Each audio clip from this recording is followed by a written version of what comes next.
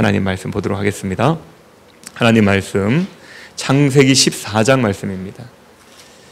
창세기 14장 21절에서 24절 말씀까지입니다.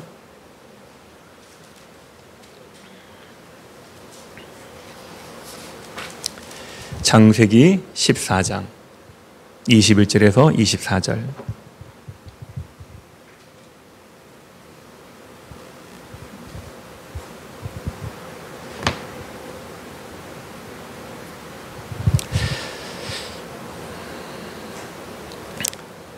우리 다 찾으셨으면 우리 함께 21절부터 24절 말씀까지 함께 읽도록 하겠습니다. 같이 읽습니다. 시작. 소돔 왕이 아브라함에게 이르되 사람은 내게 보내고 물품은 내가 가지라.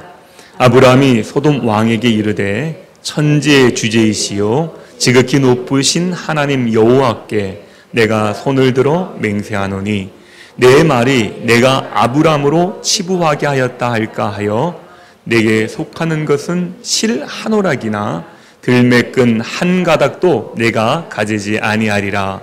오직 젊은이들이 먹은 것과 나의 동행한 아넬과 에스골과 마므레의 분깃을 제할지니 그들이 그 분깃을 가질 것이니라. 아멘. 아멘.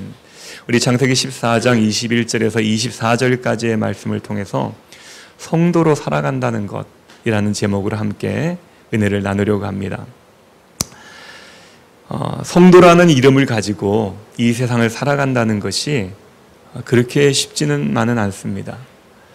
나름대로 열심히 노력은 해보지만 세상의 사람들은 성도라는 이름을 가지고 우리들에게 공격을 하기도 하고 비난을 하기도 하고 비판을 하기도 합니다.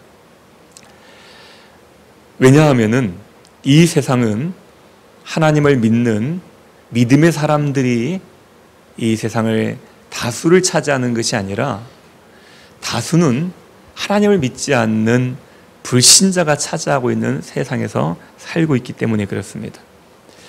이 세상에는 우리 믿는 사람들이 서로 함께 나누며 살아가는 것이 아니라 믿지 않는 사람들과 함께 살아가기 때문에 그 믿지 아니하는 사람들은 믿는 사람들을 향해서 자신들과 다름에 대하여서 우리에게 여러 가지 이야기들을 하고 있습니다. 지난주에도 말씀드렸던 것처럼 마치 우리나라가 과거에 믿었던 종교들, 불교나 유교나 어떤 샤머니즘이나 이런 사상으로 인하여서 예수 믿는 사람들이라 한다면은 마치 생불이 되어야 되는 것처럼 생각할 때가 참 많이 있습니다. 그러면서 자신들이 기대했던 어떤 기대치가 이르지 못하면 여기에 대해서 믿는 사람이 그럴 수 있느냐 이렇게 얘기합니다. 물론 믿음의 사람들이 믿지 않는 사람들이 우리들을 향해서 가지고 있는 기대치에 대해서 부응하기 위해서 또 믿음의 사람으로 살아가기 위해서 우리의 삶을 우리가 돌아보아야 되는 것은 필요합니다. 그러나 믿음을 가졌다 그래가지고 마치 불교에서 얘기하는 것처럼 부처를 믿으면 우리가 수양을 쌓으면 공덕을 쌓으면 우리가 부처가 된다는 어떤 거룩하고 어떤 신비한 힘을 가지고 있는 존재로 되어진다는 그런 막연한 기대들을 가지고 있기 때문에 그렇습니다. 그리고 또한 그들이 살아가는 방식은 우리가 성경에서 배워서 살아가는 방식과 다르기 때문에 세상 사람들은 믿는 사람들을 공격하기도 하고 또 비난을 하기도 하는 것입니다. 그런데 오늘 본문을 통해서 하나님께서는 우리에게 아브라함을 통하여서 우리에게 이 세상에서 불신자들과 함께 더불어 공존하기는 방법에 대해서 우리에게 교훈을 하고 계십니다. 저와 여러분도 역시 이 땅에서 살아가는 그 현실의 삶 가운데에서 이 현실을 벗어날 수가 없어요. 믿음으로 산다고 했을 때 우리는 마치 구름 위를 걸어가며 살아가는 삶은 아닙니다. 늘 그런 말씀을 제가 종종 드립니다. 믿음으로 산다는 거하고 기도를 한다고 했을 때 마치 우리는 이 세상에서 살아가는 법칙과 어떤 순리들에서 벗어날 수 있을 것 같이 생각해요. 마치 초월자의 삶을 살 것 같습니다. 그런데 저와 여러분의 삶은 어떻습니까? 역시 마찬가지예요. 이 땅에 사는 사람들과 똑같이 슬픔도 겪고 아픔도 겪는 거예요. 여러분 많이 좌절해보지 않으셨습니까? 내가 하나님을 이렇게 열심히 믿었는데, 내가 하나님 앞에 얼마나 그렇게 예배를 많이 드렸는데, 내가 얼마나 많은 기도를 드렸는데 내 삶에 이런 일들이 일어날까? 이런 문제 때문에 여러분들 좌절해보지 않으셨습니까? 이런 문제들을 우리가 가지고 있을 때 우리는 이 땅에서 살아가는 사람이라는 것을 기억해야 돼요. 우리가 이 땅에 살아가기 때문에 분명 주님은 죽은 자를 살리실 수 있는 능력이 있음에도 불구하고 우리가 죽은 자를 위해서 살려달라고 기도할 때에 그 기도가 응답되는 경우도 있지만 대부분의 경우는 이 땅의 원리에 따라 섭리에 따라서 나이가 들거나 병이 들면 죽음을 맞이할 수밖에 없는 것이죠. 그러면 그런 생각을 들죠. 그럼 예수 믿는 게 나는 게 무슨 의미가 있냐?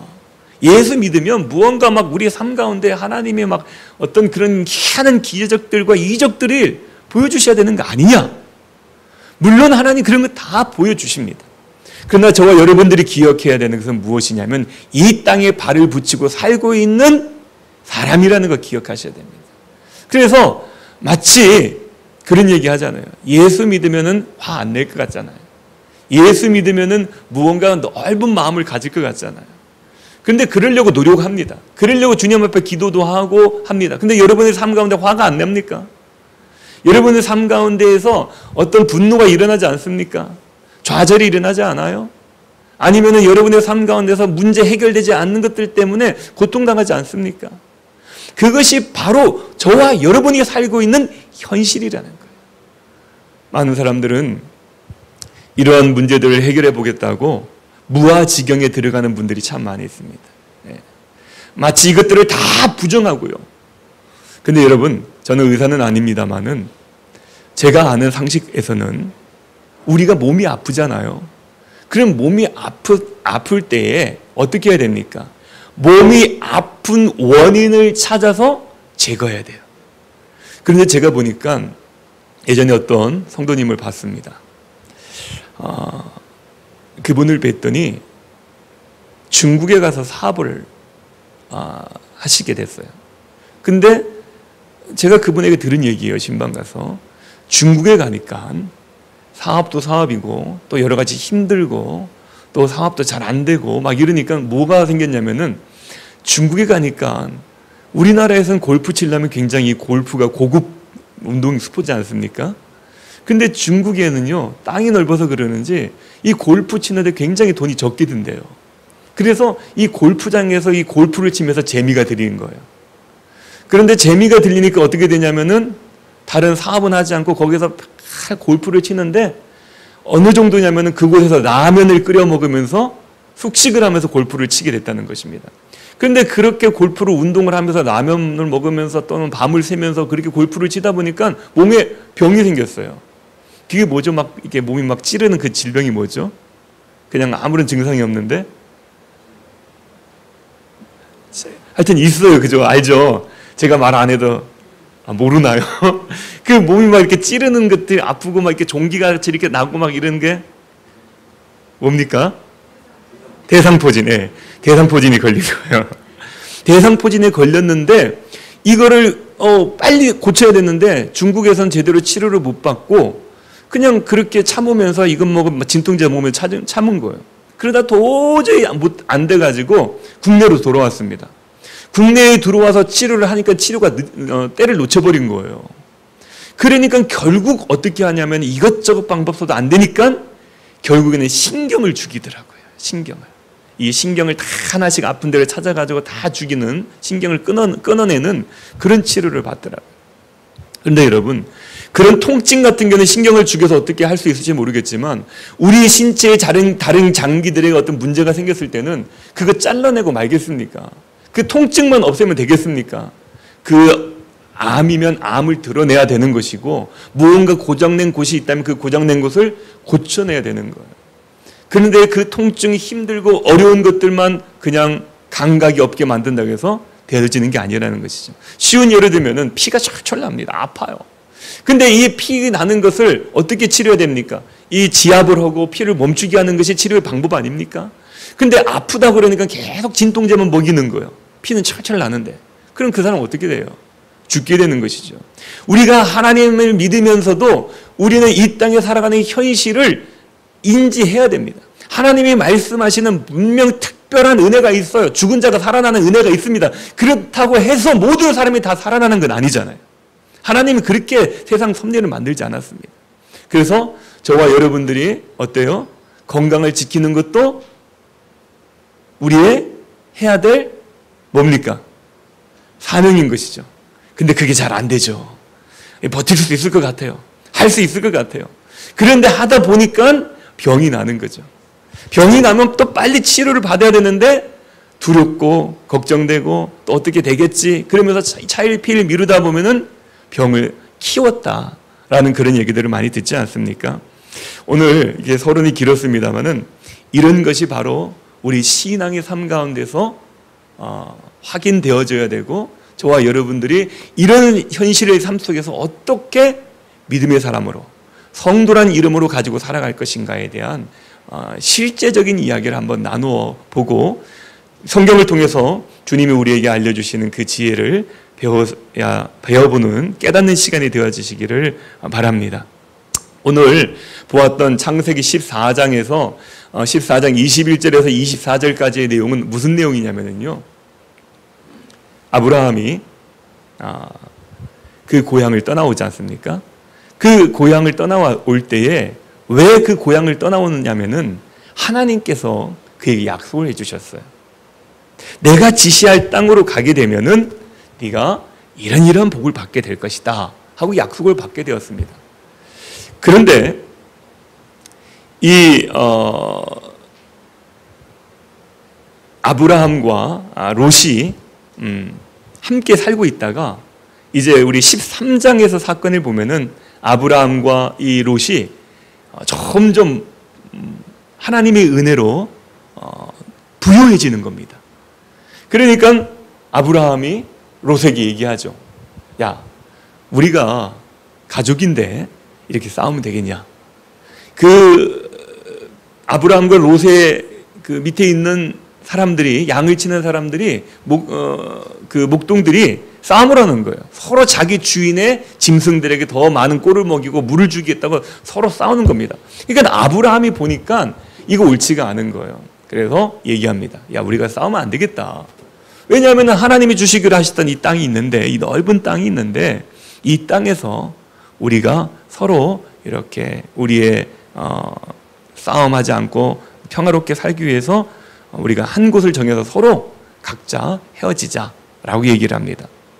그런데 그때 유명한 얘기가 있잖아요. 아브라함이 내가 좌하면 내가 우하고 네가 우하면 내가 좌할 것이다. 이런 얘기 하지 않습니까? 그리고 롯이 결정한 것이 소돔 고모라였었습니다.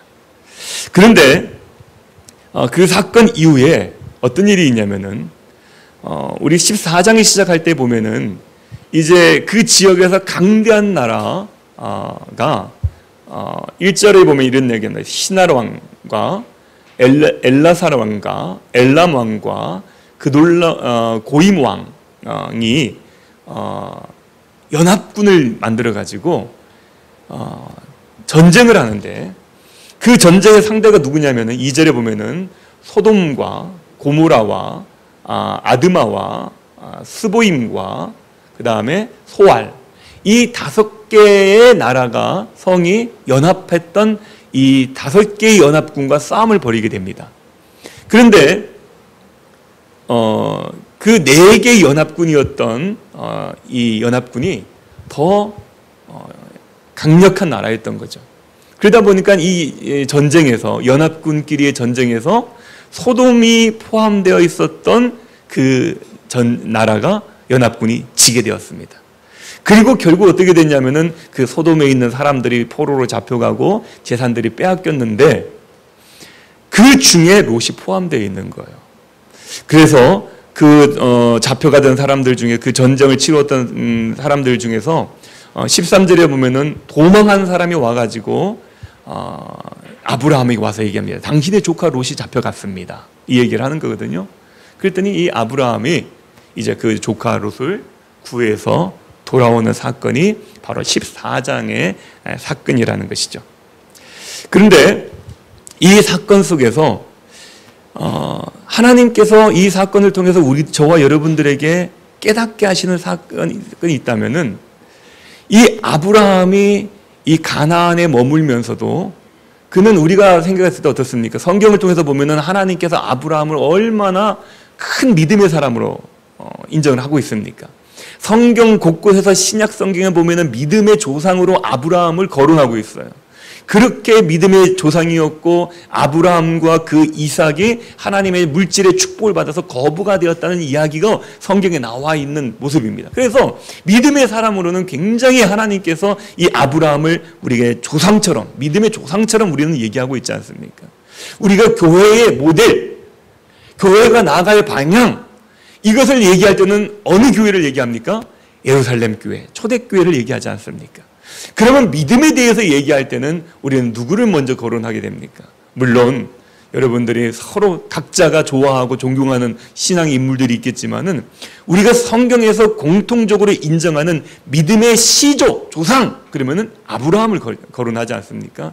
그는 하나님 앞에 믿음을 보여서 그의 삶 가운데 큰 하나님의 은혜를 입고 살았던 사람이기 때문에 그가, 이 아브라함이 이 가나안 땅에서 정착했을 때 우리는 편안하게 잘 살았던 것으로 우리는 생각하지 않겠습니까? 그런데 창세기 23장에 보면은 이 아브라함이 가나안에서 62년을 삽니다. 62년을 사는 그 시점이 바로 창세기 23장의 시점인데, 거기에서 이 아브라함이 뭐라고 얘기하냐면 이런 얘기를 합니다. 나는 당신들 중에 나그네요, 거류하는 자다, 이렇게 얘기합니다. 다시 얘기하면은 이 아브라함은 이 가나안에서 62년을 살았지만은 나는 나그네입니다.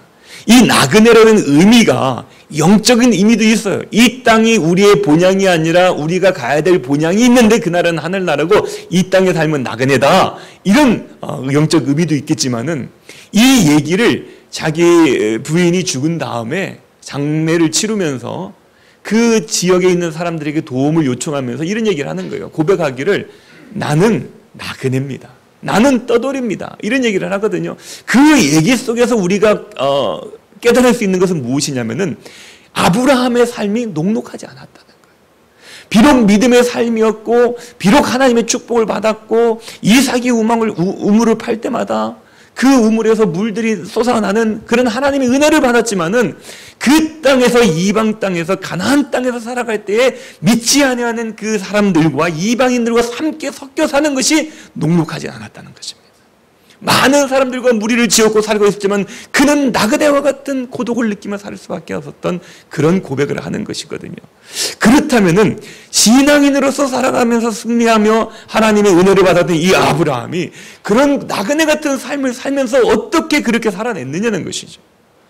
그 얘기를 오늘 창세기 14장을 통해서 우리가 살펴보려고 합니다. 먼저 이 아브라함이 가나안에서 승리의 삶을 살아내갈 수 있었던 방법이 하나가 있었는데, 그게 무엇이냐면요, 아브라함이 롯이 잡혀갔다는 얘기를 듣고 그 롯을 찾으러 갑니다. 근데 그 롯을 찾으러 갈 때에 누구와 함께 가냐면요, 14절의 말씀 우리 같이 한번 읽어볼까요? 14절 같이 읽습니다. 시작.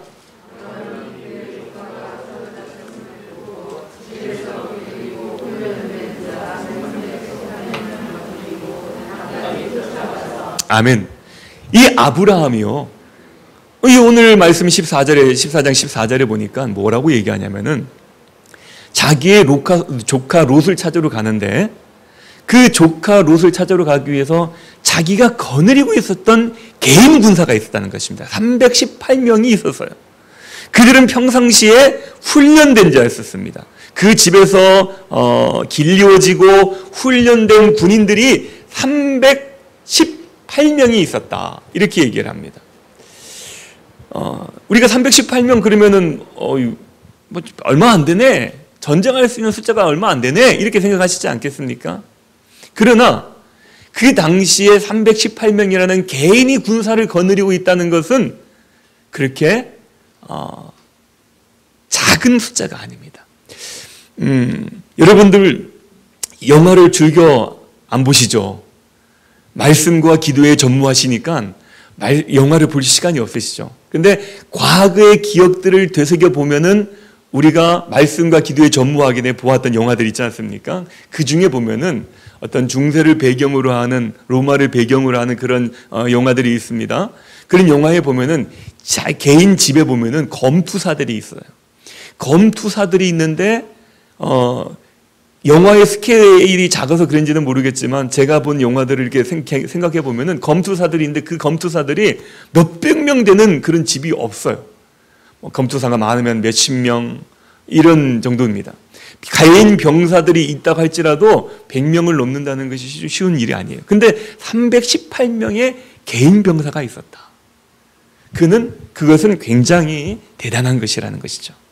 그런데 여러분, 이 대목에서 저와 여러분들이 아브라함은 굉장히 젠틀하고 권력 있고 영향력 있는 사람이었구나 이렇게 생각할 수도 있겠지만은 저와 여러분들이 이 아브라함이 이 가나안에서 살아가는 방법을 봤을 때 아브라함이 사병을 키웠어?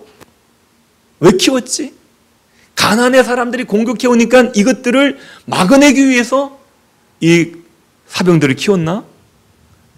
그런데 우리는 말씀을 조금 읽어본 사람들은 이런 말씀을 기억할 것입니다. 하나님께서 아브라함에게 가셔서 약속하셨대.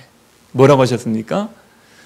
너를 저주하는 자가 있다면 내가 그를 저주할 것이다. 이렇게 얘기했어요.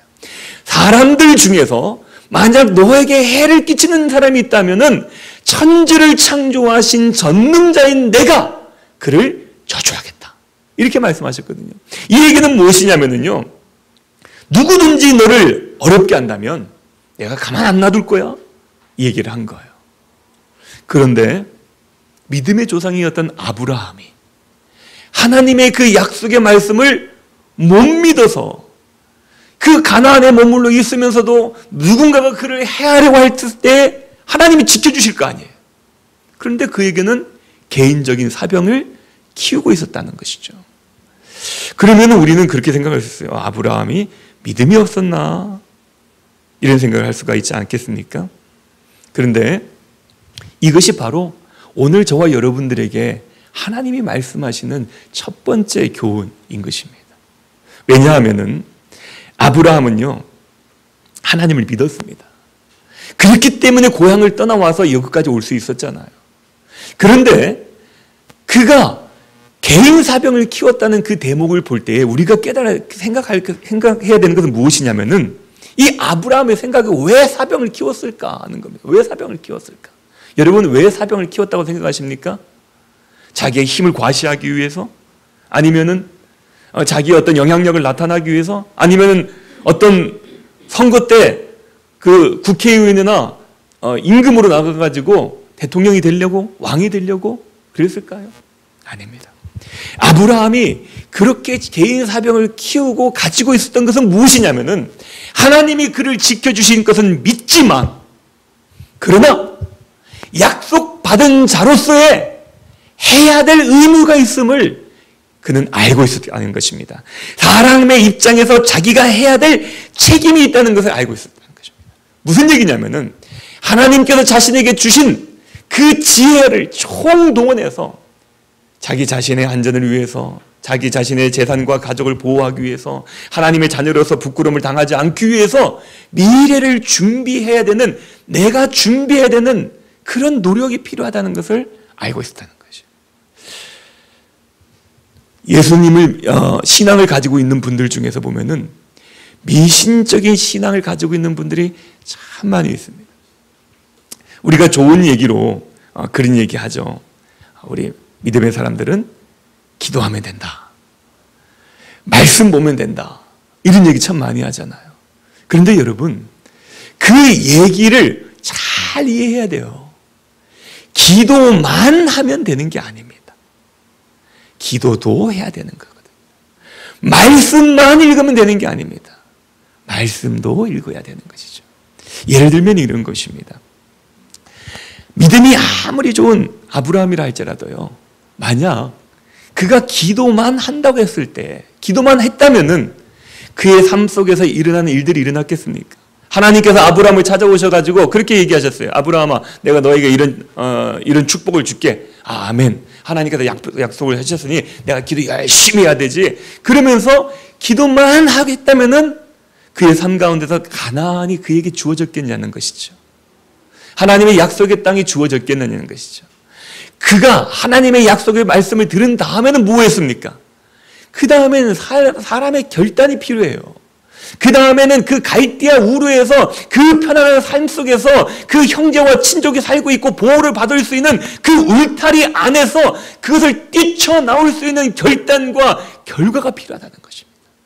그 갈대아 우르에 머물러 있지 아니하고 우상을 섬기는 그 아버지의 그 보호 아래서 나오는 결단이 그에게 있었기 때문에 그는 하나님의 인도함을 받았고 하나님의 일하심을 볼 수가 있었다는 거예요. 여러분, 농부들의 예를 들어볼까요?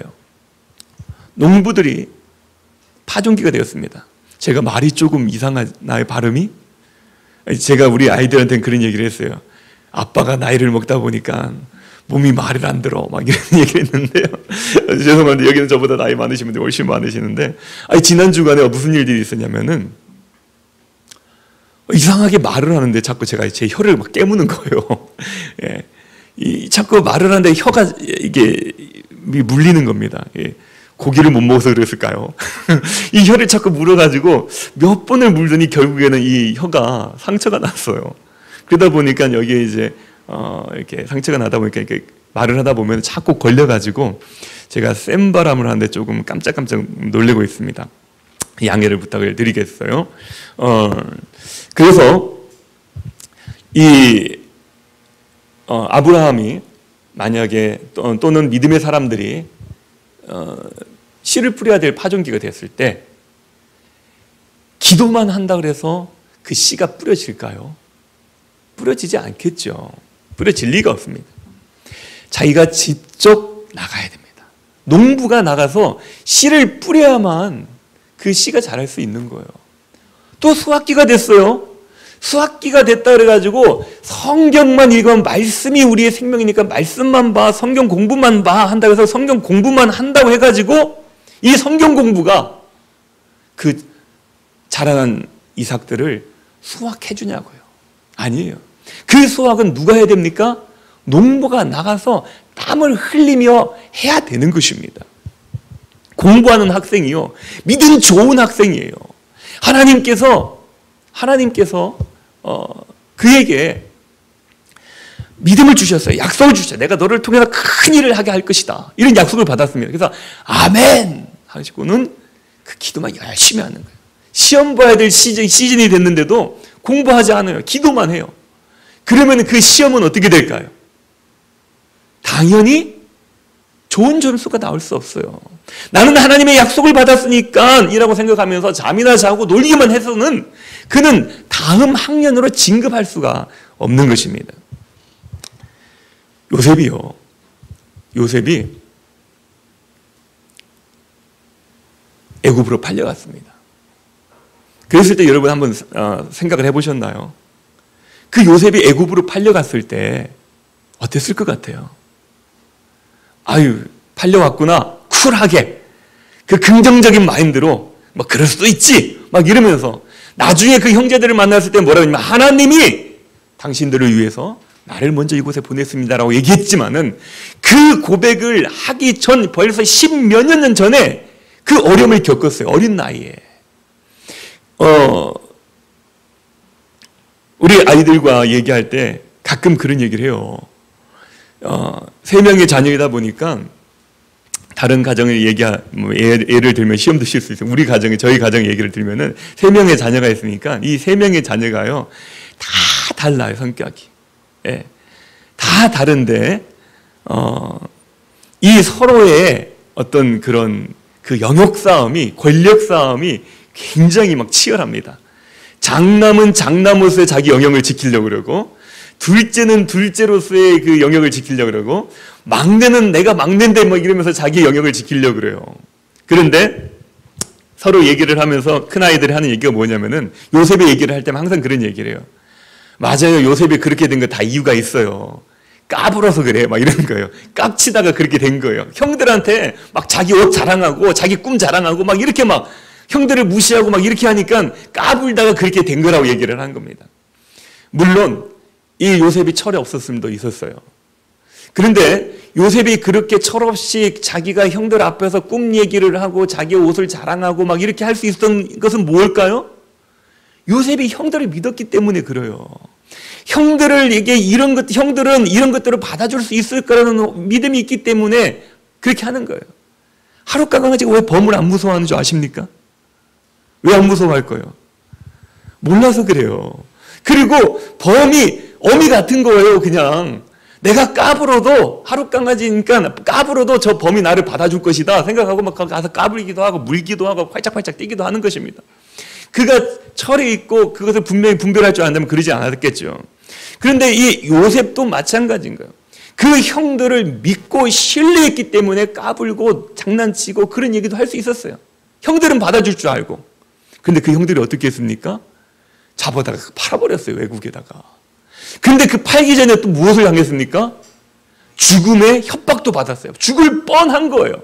죽었다가 겨우 살아나가지고 살아서 이제 끝났나 했더니 외국에 팔려간 것입니다. 그랬을 때 우리가 흔히 얘기하는 뭡니까? 트라우마가 있지 않았겠어요? 아, 나는 버림받았다. 나는 버림받았다는 그 생각이 있지 않았겠습니까? 철저하게 버림받았다.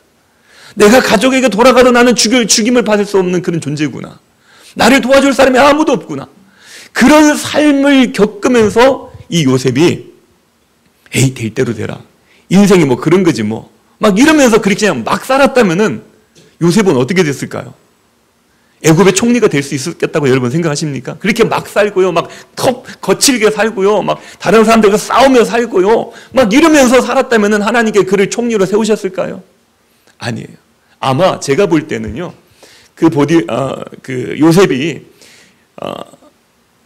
자신의 최선의 삶을 위해서 노력하지 않고 자기를 희생하며 자기를 내려놓지 않고 살았다면은요. 아마 저는 그렇게 됐을 것 같아요. 요셉은 노예 제비가 되지 않았을까. 예. 외모는 출중했다 그러니까. 예. 보디발의 아내도 요셉에게 마음이 있었다고 하니까. 그냥 그렇게 그냥 빌붙어서 그냥 그렇게 사는 인생 되지 않았을까. 그러다가 아마 그렇게 인생을 마치지 않았을까 생각이 듭니다. 그런데 요셉은 그렇게 살지 않았어요. 요셉은요. 거기에서도 노예의 삶을 살면서도 최선을 다했습니다. 그런데 억울하게 누명을 쓰잖아요. 누명을 쓰고 죄수가 됐어요. 이제는. 죄수가 됐을 때도 야, 노력해도 안 되는구나. 그럼 포기하고 말았다면은 에이, 나도 몰라. 막 이렇게 그냥 퍼져서 살았다면은 그 사람의 인생 가운데, 요셉의 인생 가운데 어떤 일이 일어났겠습니까? 아니에요. 요셉에게는 하나님의 언약이 있었습니다. 약속이 있었습니다. 근데 그 약속이 눈에 보이지 않았어요. 그 눈에 보이는 것은 현실은 그냥 깜깜했어요. 앞도 막히고 뒤도 막히고 어느 한 곳 열려있는 곳이, 길이 열려있는 것이 하나도 없었습니다. 그럼에도 불구하고 요셉은 하나님의 약속의 말씀을 붙잡고 자기가 할 수 있는 최선의 삶을 산 거예요. 게을르지 않았습니다. 놀지 않았습니다. 태만하지 않았습니다. 잠들지 않았어요. 그는 부지런하게 자기의 삶 속에서 언젠가 하나님께서 이 약속의 말씀을 이루어주실 거라는 약속의 말씀을 붙잡고 그는 성심성의껏 살아갔던 거예요. 그러니까 어떻게 됩니까?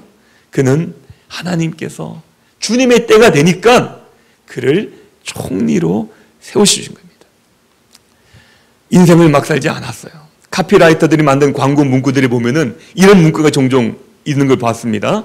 장인의 손으로 한 땀 한 땀 만들어낸 땡땡땡 가구. 뭐 이런 이제 선전 문구들이 있어요.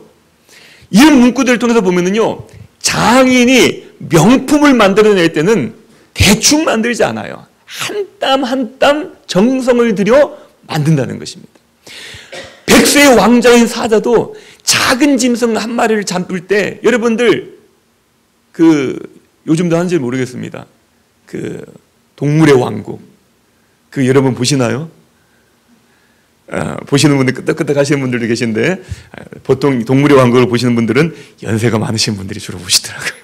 예전에 있던 교회에 보면은 한 6시가 됐는데 갑자기 신방 중이었는데 권사님 핸드폰이 막 전화가 막 울립니다. 권사님 전화 받으세요. 그랬더니 이게 알람이에요. 막 이러는 거에서 왜 알람을 저녁 때 맞춰 놓으셨습니까? 그랬더니 우리 손주가 동물의 왕국 보라고 알람 맞춰 놨어요. 막 이러시더라고요. 연세 드신 분들 참 동물의 왕국을 좋아하신 것 같습니다. 동물이 귀여워서 그런지는 모르겠습니다만은 거기에 보면은 이 사자가 사냥을 할 때 보면은요, 작은 짐승 한 마리라도 그냥 건성건성 어슬렁 가가지고 턱 물지 않아요. 그렇게 건성건성 어슬렁 해가지고 잡을 수 있는 짐승도 없을 뿐만 아니라 그 사자는요, 힘이 있고 백세의 왕자라는 이름이 있지만은 한 마리의 그 짐승을 먹이를 삼기 위해서는 정말 조심조심 한 발자국 가가지고 잡아먹더라고요. 힘들고 어렵습니다. 한숨이 나오기도 해요. 눈물이 나올 때도 있습니다. 그러나 그때 우리는 주저앉지 않고 하나님의 약속을 믿고 인내하며 최선을 다하고 살아나가며 믿음의 자리를 지켜나갈 때, 우리가 삶으로 살아냈을 때 하나님의 약속을 기업으로 받을 수 있는 것이 성경의 진리입니다. 제가 이렇게 얘기할 수 있는 이유가 뭔지 아세요? 그거 어떻게 합니까? 이 아브라함이 믿음도 없어가지고 가끔 보면은요, 막 자기 부인도 막 내 부인 아니라고 그러고 막 사기도 치고 막 자기 살려고 그렇게 하던데, 보세요. 하나님께서 약속을 주시는데 약속을 못 믿고 그 조음을 통해가지고 이스마엘이라는 사람 얻어서 자식을 낳아서 어려움 당하지 않았습니까? 막 이런 얘기하고 싶죠, 여러분들. 여러분 성경을 아시는 분들. 근데 여러분 보세요. 이 아브라함의 사건을 보면은요, 참 놀라운 게 뭐냐면은 연구해 보아야 될 가치가 있습니다. 아브라함에게 하나님이 뭐라고 말씀하셨냐면은요, 뭐라고 말씀하셨습니까? 12장 1절에 보니까 내 본토 친척 아비 집을 떠나라. 그리고 그 다음에 나온 문구를 보면은 하란에서 아브라함이 떠날 때에 70 몇 세였다고 그렇게 나옵니다. 75세였다고 나옵니까? 75세였다고 나옵니다. 자, 그러면은 여러분이 알고 있는 지식은 뭐예요? 이 아브라함이 하란이 고향입니까? 답을 말해버렸네요. 아브라함의 고향이 어디입니까? 갈대아우르. 그러면은 아브라함이 하나님의 음성을 받았던 때가 갈대아우르입니까? 하란입니까? 헷갈리죠? 헷갈리죠? 갈대아우르예요. 왜? 갈대아우르에서 그 아버지 데라는 우상을 만들어 파는 직업을 가지고 있었기 때문이죠. 그런데 이 갈대아우르에서 나올 때에 아브라함이 너의 본토 친척 아비 집을 떠나라고 했을 때, 그 아브라함이 하나님 말씀대로 모든 걸 다 버리고 떠나 나오지 않았어요. 나올 때 누구와 함께 나옵니까? 조카 롯가 나오잖아요. 그런데 여러분, 성경을 더 깊이 연구해 보시면은 조카 롯만 나온 게 아니에요. 누가 나옵니까? 그 아버지가 함께 나와요. 그 아버지 데라가 함께 나옵니다. 그리고 그렇게 같이 가다가 하란에 잠시 머물게 됐는데 그 하란에서 그 아버지가 돌아가신 거예요. 그리고 이제 조카 롯과 아브라함이 또 진행을 하게 됩니다. 근데 하나님이 이 아브라함에게 나타나서 약속의 말씀을 주시는 사건들이, 하나님께서 야, 내가 얘기했잖아. 너의 본토 친척 아비 집을 떠나라 그랬는데 말을 안 들어? 막 이러면서 막 너 아웃! 이렇게 하시지 않고요. 기다리세요.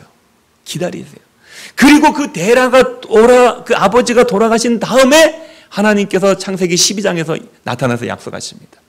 다시 약속하세요. 그리고 그 롯과 진행을 하다가 그 13장에서 롯과 아브라함이 헤어집니다. 그리고 정말 아브라함이 혼자 남은 그때에 하나님께서 다시 나타납니다. 하나님은 계속해서 아브라함에게 약속의 말씀을 주셔요.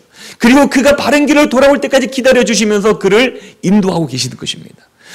보면은 13장 14절의 말씀 보면은 우리 한번 볼까요? 본문에서 좀 벗어난 얘기지만 한번 볼까요? 14절이 있습니다. 같이 읽습니다. 시작. 롯이 아브라함을 떠난 후에 여호와께서 아브라함에게 이르시되 너는 눈을 들어 너희 있는 곳에서 북쪽과 남쪽과 그리고 동쪽과 서쪽을 바라보라. 예, 롯과 딱 갈라지니까 하나님이 짠 하고 나타나셨어요. 그리고 다시 약속을 하는 것입니다. 다시 상기시키는 거예요. 야, 내 말을 듣고 내가 원하는 대로 내가 지시한 땅으로 가면 너 이런 일들이 있을 거야. 내 눈을 들어봐봐. 사방이 다 땅이잖아. 내가 이 땅을 다 너에게 줄 거야. 이 얘기를 하고 14장의 사건이 끝난 다음에 하나님께서 15장에서 뭐라고 하신 것이 아십니까? 15장 1절에 같이 있습니다. 시작. 이후에 여호와의 말씀이 환상 중에 아브라함에게 임하여 이르시되 아브라함아 두려워하지 말라. 나는 내 방패요 너는 지극히 큰 상급이니라. 아멘. 이 14장의 사건 이후에 하나님께서 다시 나타나서 아브라함을 칭찬하는 거예요. 아브라함 잘했어. 너 잘 살고 있는 거야. 훌륭해. 이렇게 칭찬을 하시면서 그에게 다시 한번 약속하는 장면들이 나옵니다. 아브라함이 어떤 결단들을 하고 어떤 상황들에서 그가 이제 하나님께 더 가까워질 때마다 하나님께서는 그에게 나타나서 격려하고 약속을 되새기게 하십니다. 자, 우리가 아까 얘기했던 것 중에서는 뭐냐면요, 그 하나님의 약속을 믿는 것이 참 기억을 붙잡고 살아가는 게 참 중요합니다. 그런데 예수님 믿는 사람들 중에서 뭐가 많다고요? 미신적인 생각들이 들 때가 많아요. 기도만 하면 된다는 거예요. 그런데 여러분, 이 말이 성경적이기도 하지만은 또 미신적이기도 합니다. 근데 여러분 그거 아세요? 이스라엘 백성들이요, 늘 하나님께 책망을 받아요. 왜 너희들 믿음대로 살지 않냐? 왜 우상을 섬기느냐? 여호와께로 돌아오라 막 이런 말씀들을 하시잖아요. 근데 여러분 성경을 보시면 아시겠지만은 이스라엘 백성은 한 번도 하나님을 떠난 적이 없습니다. 그들이 비록 바알과 아세라를 섬겼지만은 안식일이 되어지면은 그들은 여지없이 성전으로 모여서 하나님께 예배를 드렸습니다. 왜요? 그들은 하나님이 자신들의 구주인 걸 알았고 하나님께 예배를 드려야만 자기들이 살 줄을 알았어요. 근데 그의 삶 가운데서는 늘 언제나 바알과 아세라를 섬기는 모습들이 같이 있었습니다. 예배도 드렸고 우상도 섬겼습니다. 그러나 하나님은 나 예배도 드렸잖아요. 하나님 믿어요라고 얘기하지만 하나님은 그건 나 믿는 거 아니다라고 얘기했거든요. 그렇다면은 말씀 중에서 이게 성경적이기도 하고 비성경적이기도 하다면 이것은 뭘까요? 성경적인 겁니까? 비성경적인 겁니까? 비성경적인 거예요.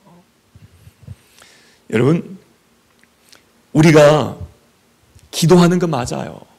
근데 기도하는 건 맞는데 기도만 하고는요, 내 삶에 나에게 주어진 책임을 등한시하는 것은 하나님의 약속을 받을 수 없습니다. 제가 지난번 수요일날 말씀드렸지 않습니까? 설교하면서 그 말씀 드렸었어요.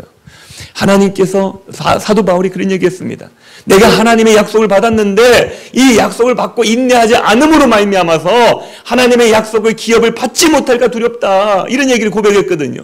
저와 여러분들이 하나님의 약속을 받았습니다. 축복을 받았어요 이미. 근데 그 약속이 이루어질 날을 기다려야 됩니다. 근데 그 약속을 기다릴 때 우리는 어떻게 기다려야 됩니까? 그냥 손 놓고 살아가는 삶이 아니라 저와 여러분들이 해야 되는 최선의 삶을 살아가야 되는 것이에요. 우리가 다른 것들 하나님께서 우리가 책임져야 될 책임을 지기 위해서 천사를 보내셔서 대신 그 일을 하게 하지 않습니다. 물론 특별한 경우에는 하기도 합니다. 근데 우리는 자꾸만 특별한 경우만 생각하는 거예요. 기도하면은 막 한강이 갈라지겠지. 여러분 기도해 보십시오. 한강 갈라집니까? 그렇다고 해서 하나님이 한강을 가를 수 없는 분이십니까? 아니에요. 하나님께서 필요하시면 가르실 거예요. 그러나 하나님께서는 오늘 우리가 해야 될 일들이 있고 우리가 주님 앞에 우리의 최선의 모습을 보여야 되는 것들이 있다는 것이에요. 우리가 무언가를 주님 앞에 보여야 됩니다. 우리가 가지고 있는 달란트의 값을 최선을 다하셔야 돼요. 제가 그 마가다락방 교회를 섬길 때에 많은 분들과 그 기도원에 찾아오시는 분들을 상담을 하고 또 못 오시는 분들을 전화로 상담을 했었습니다. 그때 마가다락방 교회에서 제가 제일 나이가 많았었거든요. 그래서 주로 상담을 많이 하게 되었는데 그 상담의 3분의 1이 어떤 내용이냐면요, 이런 거예요. 제가 신학을 공부하고 있습니다. 내가 삶 가운데 이런저런 일들이 일어나고 어려운 일들이 생기는데 기도하신 어떤 권사님이 나보고 하나님 일을 하라고 그래요. 그래서 신학을 공부하고 있습니다. 그런데 이제 이 신학을 공부하는데 그 신학교에 들어가려면은 이제 그 유지를 하려면은 학비가 필요한데 지금 제 벌이는 안 됩니다. 근데 제게 좋은 제안이 들어왔어요. 근데 그분은 한 예를 들면 그런 분이에요. 남자분이신데 혼자 자녀들을 키우고 있습니다. 3명인가 돼요, 그 자녀들이.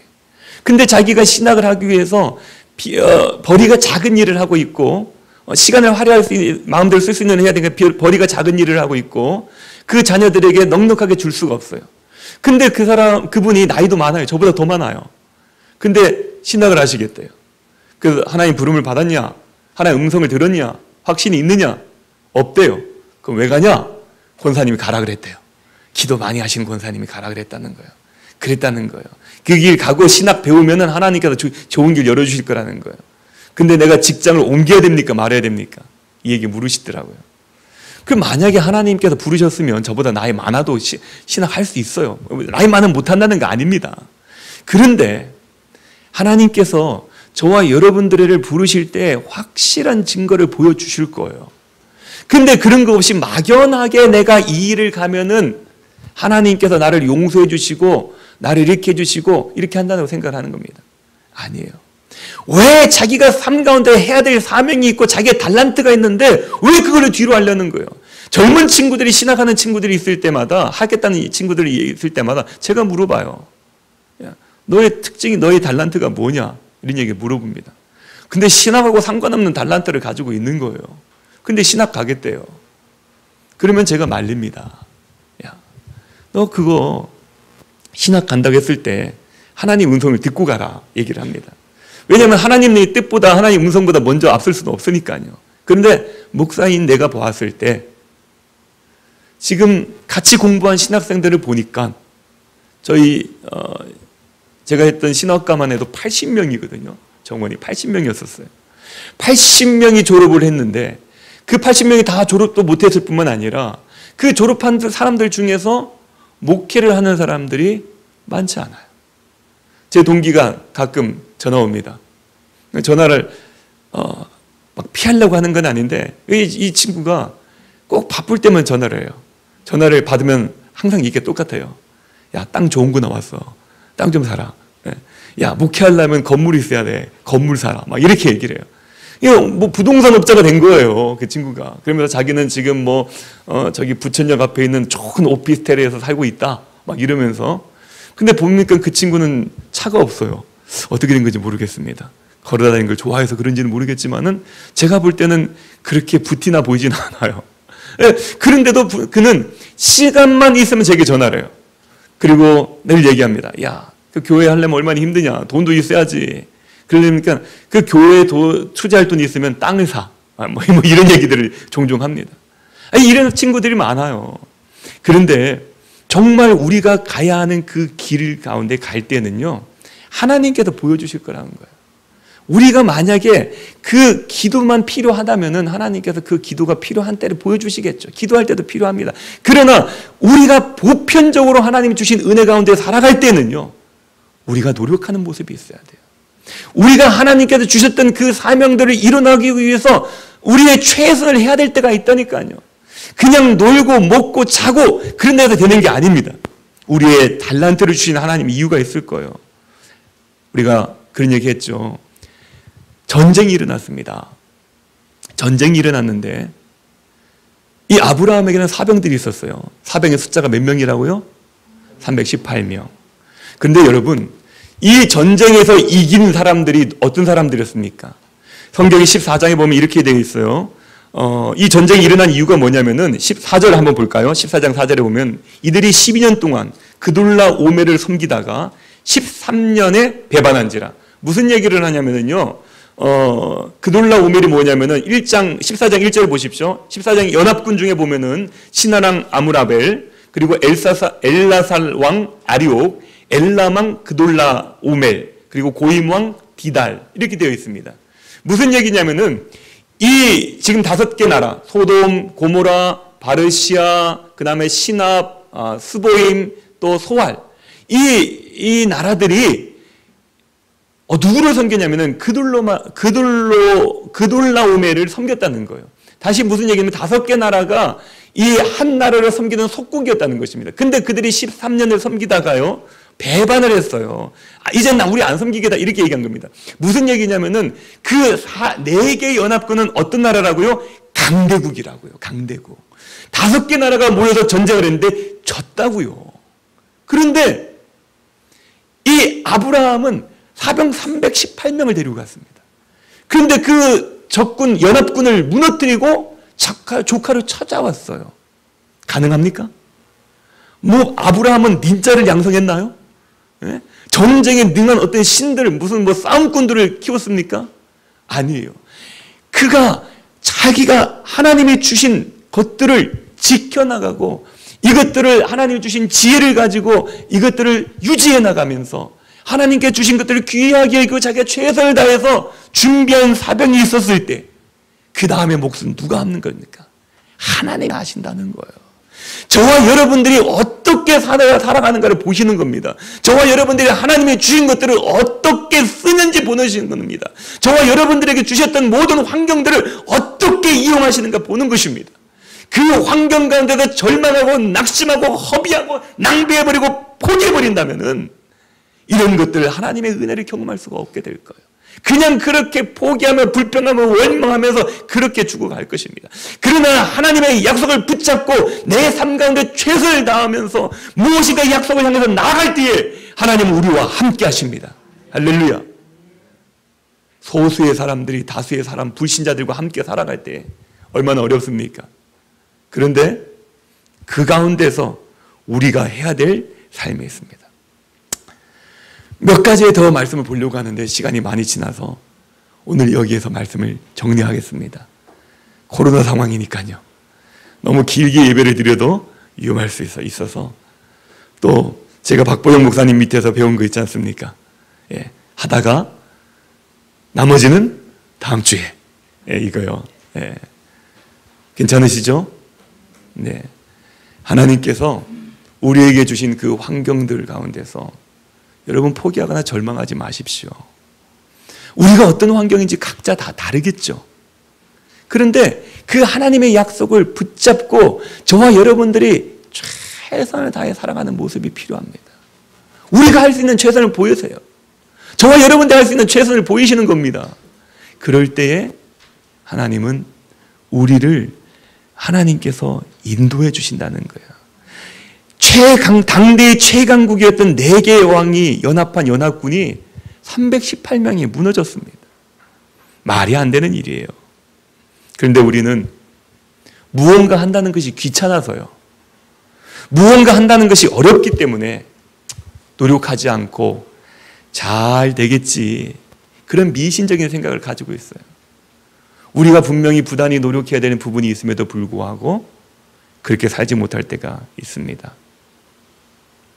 그러나 저와 여러분들이 불신자들 틈에서 하나님의 백성답게 그렇게 살아가기 위해서는요, 그 사람들에게 무시당하지 않고 그 사람들에게 빼앗기지 않고 하나님이 이미 주셨던 그 약속들을 그냥 허투루 그냥 흘려보내지 않고 하나님의 뜻을 생각하며 우리가 주님 앞에 우리의 최선의 삶을 살아나갈 때 하나님은 우리의 삶과 함께 하시는 거예요.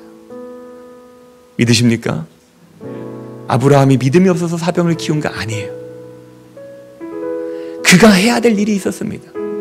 저와 여러분들도요, 주님 앞에 보여야 될 모습이 있습니다. 주님 앞에 헌신을 보이십시오. 주님 앞에 여러분들의 최선을 보이십시오. 여러분들이 그냥 허비하며 낭비하며 시간들을 그냥 흘려보내지 마십시오. 우리에게 주어진 시간에 대해서 최선을 다하며 우리의 성실을 주님 앞에 보이시기를 바랍니다.